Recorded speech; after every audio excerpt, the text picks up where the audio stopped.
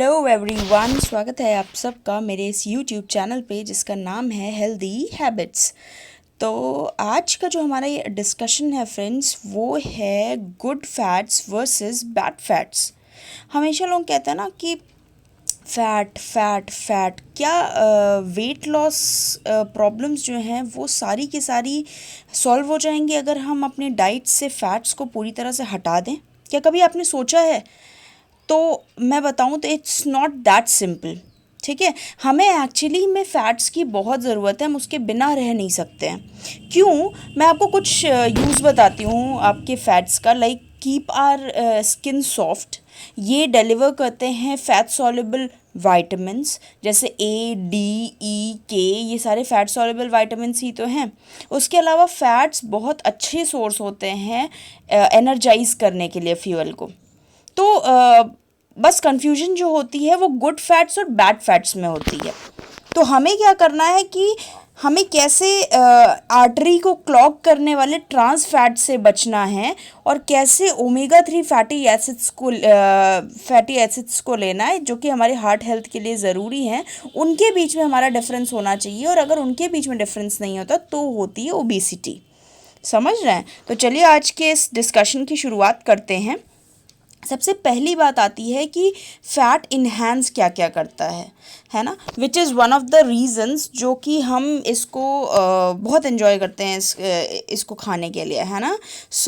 जैसे ये body fat को बर्न करता है, डाइजेशन को इम्प्रूव करता है, क्रेविंग्स को रिड्यूस करता है। उसके अलावा जितने भी ऑयल सॉल्युबल न्यूट्रिएंट्स हैं इनको अब्जॉर्ब करने का काम बढ़ाता है, एनर्जी लेवल इंक्रीज़ करेगा, आपके मूड को लिफ्ट करेगा और स्टेमिना भी बढ़ाएगा। जैसे मैंने शुरुआत में ही बोला, एनर्जाइज करता है और आपका फोकस भी बढ़ाता है। तो ये तो सारे काम हो गए आपके गुड फैट्स के, है ना। और हमें क्या है, बचना किससे है? बैड फैट्स से, जो कि हम जनरली प्रेफर करते हैं। तो वो बैड फैट्स जो होंगे आपके दो तरीके के हो जाएंगे।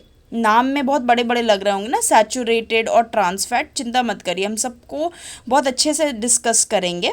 तो बेसिकली क्या है कि आपका ये जो सैचुरेटेड और अनसैचुरेटेड की बात हो रही है, इनमें सैचुरेटेड फैट में जैसे कि भाई जो लोग चिकन वगैरह खाते हैं, तो जो डार्क चिकन मीट हो गई या फैटी कट्स हो गए पॉर्क के, लैम के। उसके अलावा हाई फैट डेयरी फूड्स जैसे कि बटर, होल मिल्क ले लिया आपने। अब जैसे आजकल टोन्ड मिल्क चल रहा है तो वो आप ले सकते हो। बाकी आइसक्रीम, सार क्रीम, ये सारी चीज़ें सैचुरेटेड फैट में आ रही हैं। बाकी जो भी ट्रॉपिकल ऑयल्स हैं आपके, कोको बटर, ये पाम ऑयल, कोकोनट ऑयल, ये सारे सैचुरेटेड फैट हैं। तो अगर इनको आप बहुत ज़्यादा खाते हो तो इससे ब्लड कोलेस्ट्रॉल लेवल बढ़ता है। समझ रहे हो बात? ये तो हो गया सैचुरेटेड वन। अब ट्रांस फैट की अगर हम बात करें तो ये थोड़े से वैसे वेजिटेबल ऑयल्स हैं जो कि पार्शियली हाइड्रोजनेटेड हैं। नहीं समझ में आया होगा ना, कोई बात नहीं, हम आगे भी देख लेते हैं। जैसे आपके फ्राइड फूड्स जो भी होते हैं, जो डीप फ्राई करके नहीं निकालते हो आप, जैसे फ्रेंच फ्राइज हो गया, डीप फ्राइड फास्ट फूड्स हो गया, पकौड़ियाँ खा रहे हैं, है ना। ये सारी चीज़ें जो हैं, वेजिटेबल शॉर्टनिंग, उसके अलावा बेक्ड गुड्स जितने हैं, कुकी वगैरह खा रहे हो आप, केक्स, पेस्ट्रीज़, स्नैक फूड्स जो भी हैं, माइक्रोवेव का पॉपकॉर्न, क्रैकर्स वगैरह, तो ये सारे ट्रांस फैट हैं और इन्हीं से हमको बचना है, क्योंकि ये ही नुकसान करते हैं बेसिकली। आपको कभी भी गुड फैट्स नहीं, जैसे आप देसी घी खा रहे हो, वो सारी चीज़ें आपको नुकसान नहीं कर रही हैं। आपको तो नुकसान ये कर रहा है ना, जो कि आपके हार्ट डिजीज़ का कारण बन रहा है, जो कि आपके कोलेस्ट्रॉल जमने का कारण बन रहा है, तो वो ये है। और सैचुरेटेड फैट के जैसे ही ट्रांस फैट भी कहीं ना कहीं बैड कोलेस्ट्रॉल को बढ़ाता है, जो आपने यहाँ देखा था, इधर लो डेंसिटी लेवल बढ़ाता है। ठीक है। और ट्रांस फैट जो हाई डेंसिटी लिपोप्रोटीन है, जो कि हमारे लिए अच्छे कोलेस्ट्रॉल के जैसे माना जाता है, उसको सप्रेस कर देता है। आई बात समझ में?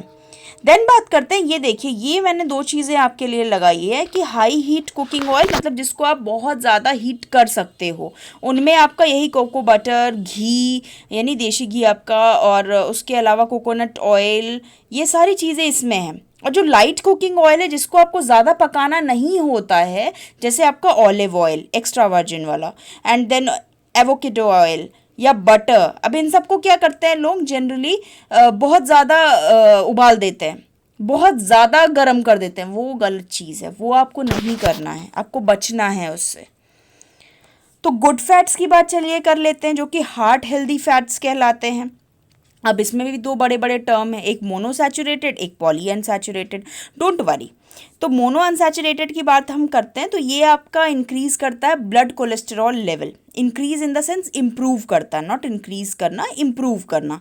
तो अगर इम्प्रूव करेगा ब्लड कोलेस्ट्रॉल लेवल तो ऑब्वियस सी बात है कि कार्डियोवैस्कुलर डिजीज को डिक्रीज करेगा। अब देखिए इनमें कौन कौन से आ जाते हैं, पीनट बटर हो गया, है ना, एवोकेडो का हो गया, या वेजिटेबल्स ऑयल, ऑयल में भी आपका peanut oil, olive oil, nuts ले लो आप सारे, कैश्यूज, पीनट्स। अब इसका ये मतलब नहीं है आप इसको ही बहुत ज़्यादा खाने लगे। हर चीज़ की एक रेगुलेटेड अमाउंट होती है, आप भरोसा करोगे, है ना। फिर मूफा प्रेफरेबल, मूफा मतलब अभी जो हम पढ़ रहे थे, मोनो अनसैचुरेटेड फैटी एसिड। अब ये सारी पूरी लिस्ट रखी है। फ्लैक्सीड ऑयल आप समझ ही गए होगे, अलसी का तेल। अलसी तो वैसे भी यार बहुत ज़्यादा फ़ायदेमंद होती है, तो वो तो हमें लेनी ही चाहिए। Almond oil, olive oil, avocado oil, ये सारे ऑयल्स आपके मूफा प्रेफरेबल हैं।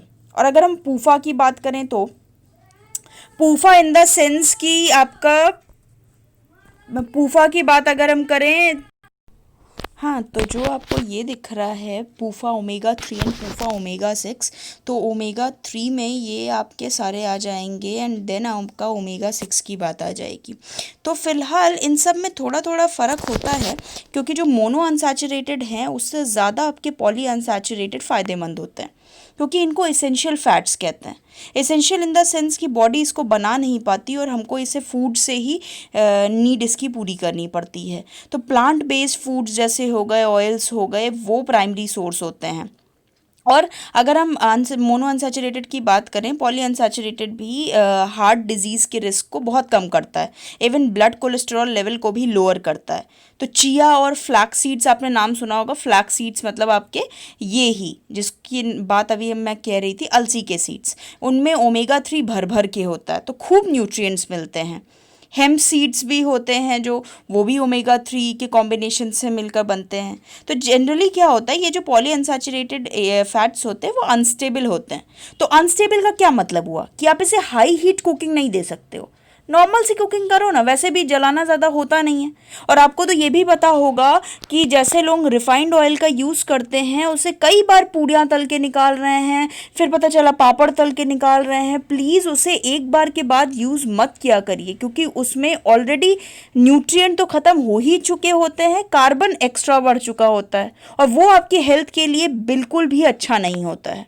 तो आई होप आप समझ रहे होंगे। देन बात करते हैं कि जो फॉलोइंग टाइप्स है फैटी फिश के, जैसे सैल्मन, हेरिंग, सार्डाइंस, इन सब में भी ओमेगा 3 बहुत ज़्यादा मिलता है। तो अगर आप फिश वगैरह खाते हो तो आप इसे यूज़ कर सकते हो। देन पॉली अनसैचुरेटेड फैट की बात करें जिसमें ओमेगा 6 होता है।